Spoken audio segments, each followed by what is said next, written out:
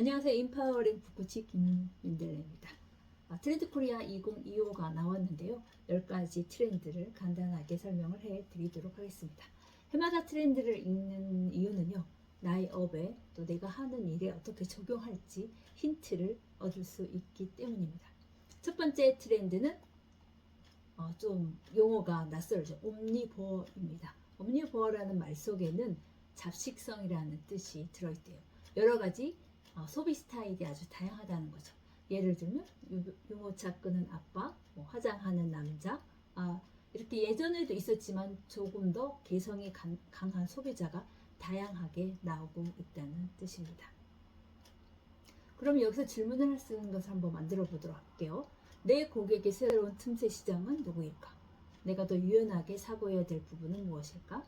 내가 부셔야 할 고정관념은 무엇일까? 하고 세 가지 질문을 만들어 보았습니다. 두 번째는 아보하입니다. 아주 보통의 하루의 줄임말이고요. 딱 오늘만 같았으면 좋겠다 라고 이야기를 합니다. 예전에는 소확행이라고 했죠. 작지만 확실한 행복. 그것보다 한 단계 낮게 생각을 해서 오늘같이 그냥 평범하게 지내는 것도 괜찮다. 아주 보통의 하루. 아보하가 두 번째 키워드입니다. 나답게 살겠다는 그 의지의 표명이죠. 제가 하고 있는 아주 보통의 하루는 아침에 산책하는 것, 필수하는 일, 러닝하는 일, 그리고 독서 같은 일이 되겠죠. 두 번째 키워드에서 제가 질문을 세 가지를 만들어 보았습니다. 내가 매일 꾸준히 하는 일은 무엇일까? 또 아주 보통의 하루에서 가장 중요한 일은 무엇일까? 하루의 에너지를 나에게 주는 것은 무엇일까? 라고 세 가지 질문을 답해 보시면 좋겠습니다. 세 번째는 토핑 경제입니다. 피자의 토핑 아니면 크록스 신발의 위에다가 꽂는 여러 가지 아이템들, 그리고 서브웨이에서 자기의 식성에 맞게 토핑을 하는 그런 거를 말하는 걸 토핑 경제입니다. 나만의 독창성을 추가해서 상품을 완벽하게 완성시키는 것을 말합니다. 어떨 때는 추가 비용이 더 들기도 하죠. 고객이 참여해서 그 완성품을 만드는 재미가 있는 거죠. 하지만 여기서 꼭 토핑만을 강조하지 않습니다. 기본도 중요하다라고 언급을 꼭 했고요. 여기에서 세 가지 질문은 내가 하는 일에서 기본과 토핑으로 변화를 줄 수 있는 것은 무엇일까? 라고 생각해 보면 좋겠습니다. 두 번째는 기본을 잃어버린 토핑이 없는 기본만 있는 경우는 어떤 일이 있는지, 어떤 상품이 있는지를 한번 생각해 보시면 좋겠어요. 세 번째는 내가 하는 일에 고객이 참여할 수 있는 여지는 무엇일까? 내가 하는 업에 대해서 고민을 해야 되겠죠. 네 번째는 페이스테이크입니다. 아주 인공지능이 올해 아주 큰 대세였는데요. 인공지능이 있지만 사람의 감정까지 읽는다면 경쟁력이 어마어마하겠죠. 기업들이 감정까지 읽을 수 있도록 많은 노력을 하고 있다고 합니다. 가장 휴머니즘이 있는 표정, 그리고 감정이 있는 기계를 누가 언제 어떻게 만들 것인가가 가장 큰 이슈가 되겠죠. 표정이 그만큼 중요한 이유는 무엇일까요? 당신은 고객에게 어떤 표정을 짓고 있을까요? 표정이 왜 그렇게 중요할까요? 설명하지 않아도 직관적으로 이해하고 행동했던 경험은 무엇일까요? 이 세 가지 질문을 해보면 좋겠습니다. 다섯 번째는 무해력입니다. 작고 귀엽고 순수한 것들이 나한테는 해가 되지 않기 때문에 무해력이라는 키워드가 있는데요. 해가 되지 않는다는 뜻이겠죠. 작고 귀여운 푸바오, 아기, 또 미니어처 같은 것을 말합니다. 이런 것이 유행한 이유는 이런 것들이 크고 대담한 것들이 나한테 공격을 하지 않기 때문에 안전하다고 안심을 주기 때문이거든요. 그러면 저는 여기서 어떤 질문을 만들까요? 나에게 스트레스를 주는 가장 큰 요인은 무엇일까? 나를 편안하게 해주는 작은 일은 무엇일까? 내가 지금 헤쳐나가야 될 가장 큰 심리적 장벽은 무엇일까? 세 가지 질문을 만들고 답을 해보시면 좋겠습니다. 여섯 번째는 그라데이션 K입니다. 한국의 정체성이 많이 바뀌고 있죠. 외국인들도 많이 들어오고요. 또 외국인 부부들도 많고요. 그리고 우리나라 상품들이 해외에 많이 팔리고 있고 K-팝도 마찬가지고요. 영화, 드라마 세계에 많이 진출하고 있습니다. 그래서 정말 한국적인 것이 이제 있을까라는 생각이 들 정도예요. 그리고 뭐 이주 배경 학생이 30% 이상의 학교가 전국에 350군데나 된다고 하죠. 그리고 또 외국인 대상으로 하는 상품들도 많이 만들어지고 있습니다. 그럼 저는 여기서 어떤 질문을 만들까요? 가장 한국적인 것은 무엇이 있을까요? 그런데도 불구하고 전통이 중요한 이유는 또 무엇일까요? 문화를 존중해야 되는 이유는 또 무엇일까요? 이 세 가지 질문을 만들어 보았습니다. 7번째는 물성 매력입니다. 물건을 구입하면서 소유가 아니라 물건을 직접 사서 체험하고 또 체험하는 상품을 더 요구하는 고객이 많아졌다는 것을 뜻하는 거죠. 아이들도 어디를 가든지 간에 체험하는 것이 기억에 오래 남고 또 정서적인 안정을 주기도 합니다.